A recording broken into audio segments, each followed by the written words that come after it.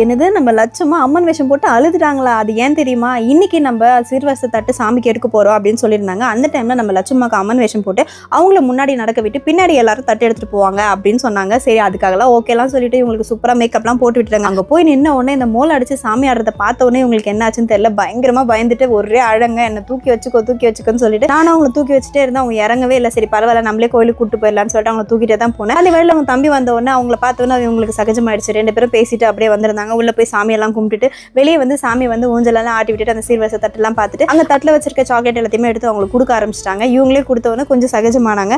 அதெல்லாம் கொடுத்து முடிச்சோம். நம்ம சுஜன் வந்து அவங்க அக்கா பூ வச்சிருக்கிறத பார்த்து இவருமே 2 சைட்லையுமே காதில் பூ வச்சுட்டு அப்படியே சுற்றிட்டு இருந்தாரு. எல்லா சாமியும் கும்பிட்டு முடிச்சதுக்கு அப்புறமா நம்ம லட்சுமா ரொம்ப நேரம் அழுதுனால அவங்க அப்பா வந்து நைட்டில் அவங்க எங்கள் 3 பேருக்குமே ஐஸ் வாங்கி கொடுத்துட்டாரு. 3 பேருமே ஐஸ் எல்லாம் சாப்பிட்டு ஜாலியாக என்ஜாய் பண்ணிட்டு வந்தாங்க. நீங்கள் கூட எங்கேயாவது போயிட்டு குழந்தைங்க அழுறாங்கன்னு சொல்லிட்டு ஏதாவது வாங்கி கொடுத்து அதே சாக்லேட் நீங்களும் சாப்பிட்டு இது உங்களுக்கு ஞாபகம் வந்தா வீடியோக்கு லைக் பண்ணுங்க. அப்படி சப்ஸ்கிரைப் பண்ணாதவங்க சப்ஸ்கிரைப் பண்ணுங்க. தேங்க்யூ, பாய்.